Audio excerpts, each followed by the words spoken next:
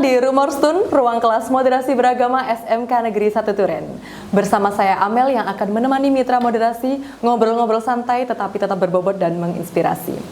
Hari ini kita akan membahas topik yang sangat krusial dan relevan, moderasi beragama di lingkungan sekolah. Dan hari ini kita sudah menghadirkan tokoh inspiratif yang sudah berhasil mengimplementasikannya di sekolah kita. Kita sambut Bapak Dr. Suyitno MPD, Kepala SMK Negeri 1 Turen. Selamat datang Bapak, bagaimana kabarnya hari ini? Alhamdulillah sehat dan juga bahagia. Luar biasa sekali. Terima kasih Bapak sudah menyempatkan hadir di tengah kesibukan yang luar biasa sekali. Sama-sama. Baik Bapak, tanpa berlama-lama, mungkin kita bisa langsung masuk ke inti pembicaraan. Akhir-akhir ini Bapak, istilah sekolah moderasi beragama santer terdengar. Bagaimana pendapat Bapak terkait dengan program sekolah moderasi beragama ini? Baik. Jadi sebagaimana kita ketahui ya bahwa Indonesia ini merupakan negara yang luas yang memiliki keberagaman baik dari aspek agama, kemudian juga suku, bahasa, etnis ya dan berbagai keberagaman. Tentu ini bagi kita bisa menjadi sebuah anugerah yang menjadi satu aset, tetapi apabila tidak dikelola dengan baik tentu ini akan menjadi kerawanan tersendiri bagi persatuan dan kesatuan bangsa kita. Betul. Nah, di sisi lain kita melihat bahwa sekolah ini merupakan satu agen sosial ya. Kalau Mbak Amel melihat dari data kira-kira banyak mana anak-anak kita yang sekolah atau yang tidak sekolah? Kalau zaman sekarang sekolah Bapak? Yang sekolah iya. Ya. Kalau banyak yang sekolah, tentu agen kita itu lebih banyak di sekolah. Betul. Mereka mulai jenjang PAUD, kemudian SD, SMP, SMA, SMK, bahkan di perguruan tinggi. Nah, kalau konsep terkait dengan moderasi beragama ini bisa kita berikan, bisa kita biasakan di sekolah-sekolah itu, tentu lulusan sekolah ini akan menjadi bagian dari masyarakat yang memang betul-betul memahami apa arti moderasi dan bisa mempraktekannya dalam kehidupan, sehingga keberagaman itu akhirnya tidak menjadi masalah ya. Baik. Sehingga ini dari awal karena adanya agen sosial yang merupakan juga miniatur kehidupan di masyarakat ini akhirnya sudah tercipta sejak awal menjadi masyarakat yang moderat gitu. Baik, luar biasa sekali. Nah, untuk SMK Negeri 1 Turen sendiri Bapak, apa yang menjadi alasan diimplementasikannya konsep moderasi beragama ini? Baik, jadi di SMK Negeri 1 Turen ini sebenarnya kita sudah mempraktekkan nilai-nilai moderasi sejak lama ya. Apa yang kita sebut sebagai 9 kata kunci. Namun tentu tidak secara eksplisit kita menerapkan itu. Nah, dengan adanya program sekolah moderasi beragama, tentu itu menjadi akselerator bagi kami untuk mempercepat bagaimana implementasi nilai-nilai moderasi itu benar-benar terwujud di SMKN 1 Turen. Nah, yang kedua, dengan adanya percepatan itu tentu ekosistem sekolah ini akan menjadi semakin harmonis, kehidupan akan semakin menjadi nyaman, hubungan antara guru, murid, ya, tenaga pendidikan akan semakin bagus, dan pada akhirnya juga akan berdampak adanya citra positif sekolah ini terhadap kesan masyarakat. Itu sangat penting tentunya bagi lembaga, dan yang menjadi fokus tentunya lulusan kami nanti akan menjadi lulusan yang benar-benar moderat, yang memiliki keberterimaan tinggi di masyarakat, yang bisa beradaptasi dengan berbagai bentuk keberagaman tadi. Gitu. Luar biasa sekali. Bagaimana Bapak potret keberagaman di SMK Negeri 1 Turen? Tentunya kan kita mengetahui bahwa agama di Indonesia itu luar biasa beragam ya Bapak, beragam. Dan apakah dalam praktiknya di SMK Negeri 1 Turen ini semua agama, suku itu terwadai dengan baik Bapak? Ya, jadi Kami saat ini di SMK Negeri 1 Duren ini memiliki 2.175 murid. Nah, tentu dari 2.175 murid ini, dari sisi jenis kelamin kebanyakan memang 80% lebih itu adalah perempuan. Tentu ini perlu penanganan khusus ya. Betul. Kemudian dari sisi suku juga beragam, mulai dari suku Jawa, Madura, ada Minang ya, ada Ambon, dan masih ada beberapa suku lagi. Baik, ada Minang juga Bapak ya di sini. Oh, ada. baik. Termasuk gurunya juga. Oh, gurunya luar biasa. Dari Minang. Kemudian untuk agama tadi juga beragam ya. Ada Islam, bahkan kami mungkin termasuk salah satu sekolah di Kabupaten Malang ini yang pemeluk agama Kristen, baik itu Protestan maupun Katolik juga banyak di sini, sekitar 80 ya. Kemudian juga ada agama Hindu, Buddha, kemudian juga kepercayaan di sini juga ada. Guru dan teknik sama juga seperti itu. Dari suku juga ada keberagaman, ada Jawa, Madura, juga ada Minang tadi ya. Baik. Agama juga begitu, ada yang beragama Islam, Kristen Protestan maupun Kristen Katolik. Baik. Nah itu kalau potret profil keberagaman di sini. Dan khusus untuk agama memang kami fasilitasi semuanya. Kalau Islam kami juga memiliki fasilitas masjid di sini. Kemudian untuk Kristen juga kami sediakan, walaupun tidak dalam bentuk gereja gitu ya, tapi tempat itu ada. Termasuk juga Hindu, Buddha, dan juga kepercayaan kami sediakan untuk tempat beribadah. Ada penganut kepercayaan juga berarti ya Bapak ya? Ada. Baik. Dan dari yang potret yang sudah Bapak jelaskan, tentu mengarahkan lebih dari 2.000 siswa, kemudian sekitar 140 guru dan tenaga kependidikan, itu pasti akan ada ini Pak ya. Kira-kira bagaimana Bapak mengimplementasikan moderasi beragama tersebut di SMK Negeri 1 Duren ini? Baik, jadi di dalam mengimplementasikan sekolah moderasi beragama di SMKN 1 Duren ini, kami benar-benar mengolaborasikan kegiatan ini dengan seluruh stakeholder, utamanya dengan komite sekolah, kemudian juga orang tua maupun wali murid, kemudian juga dari masyarakat, mulai dari tingkat desa, juga di kecamatan, semuanya kami libatkan, utamanya di dalam kegiatan perencanaan.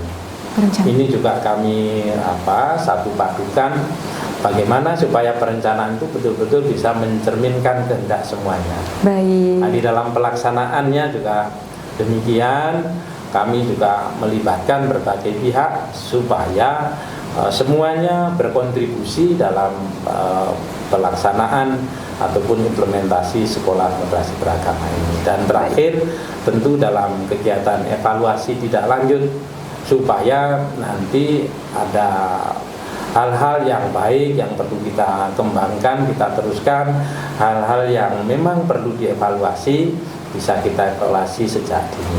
Baik. Jadi, proses untuk implementasinya seperti itu. Baik, Bapak mohon maaf menyela sebentar.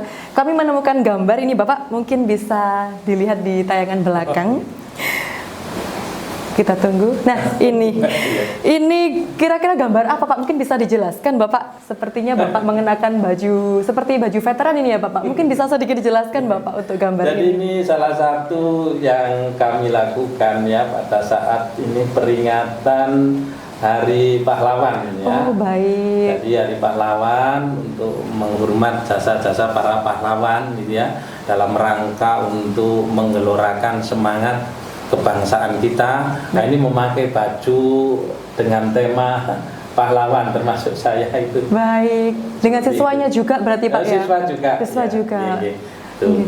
Baik, ini juga kami menemukan gambar kedua, mungkin bisa ditayangkan gambar yang kedua. Nah, ini acara apa Bapak? Ini kok agak unik, kenapa ini ada biru-biru? Kalau warga seperti Malang itu sangat akrab dengan beliau ini ya, yang di tengah membawa mic ya.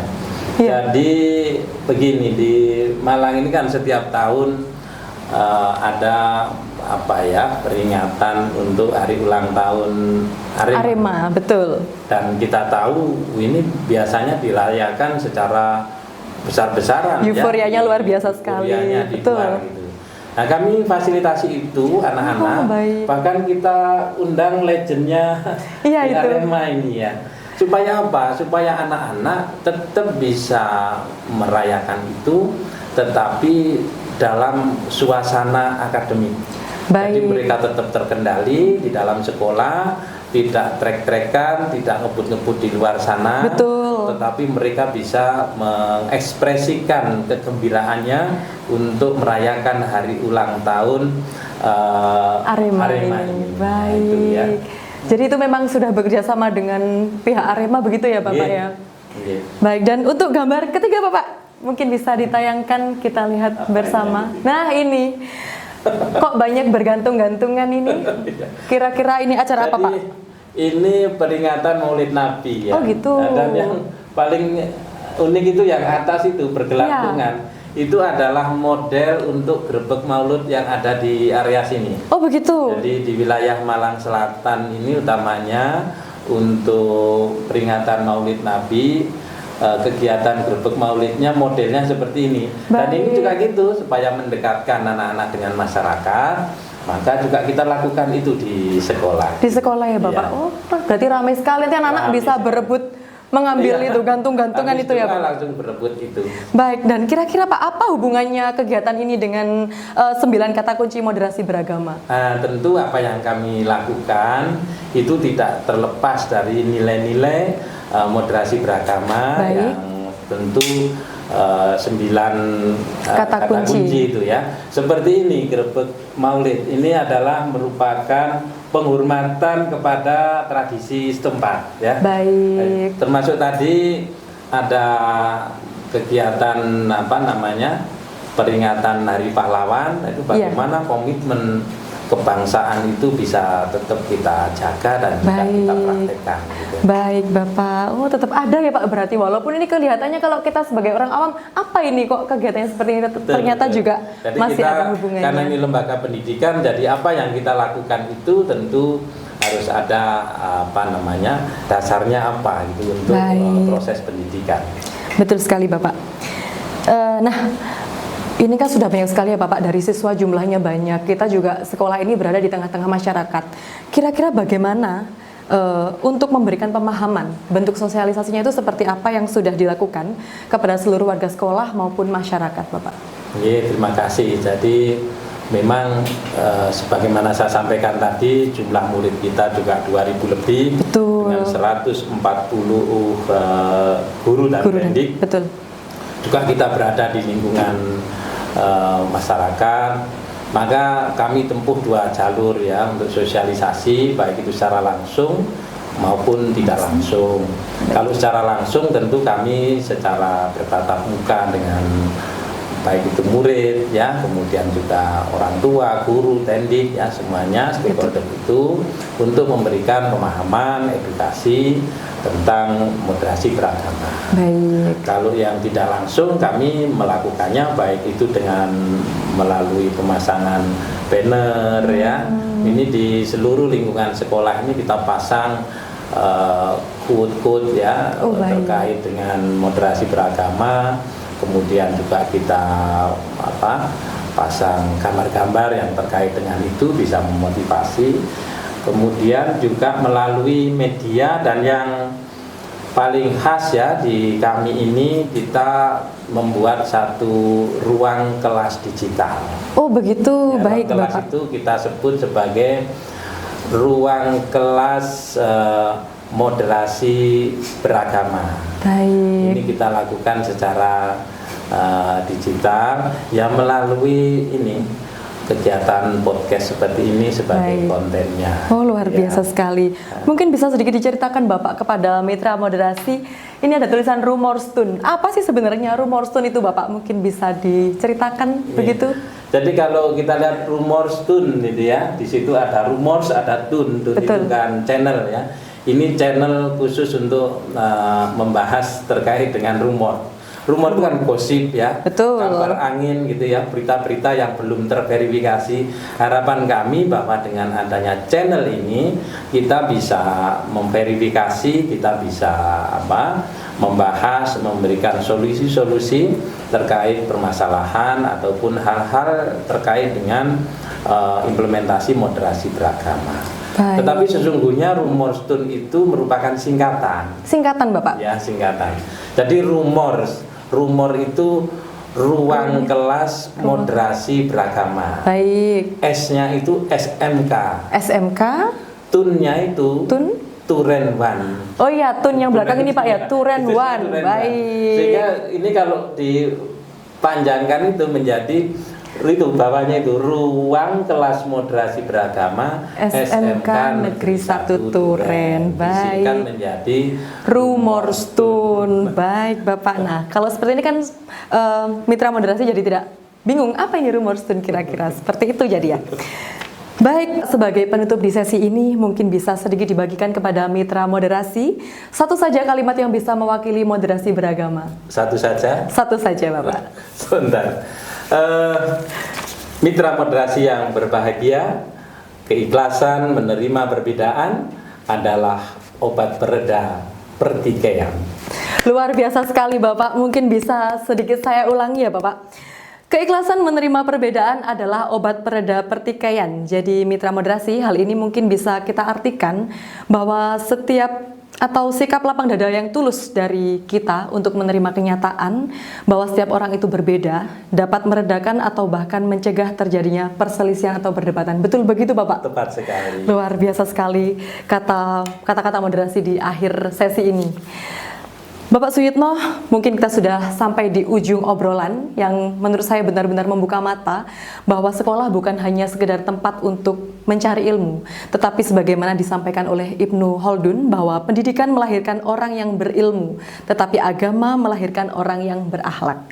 Nah, mitra moderasi, itu dia perbincangan kita dengan Bapak Dr. Suyitno MPD selaku Kepala SMK Negeri 1 Turen yang telah membuktikan bahwa menanam nilai-nilai kebangsaan dan kerukunan bisa dimulai dari sebuah ruang kelas.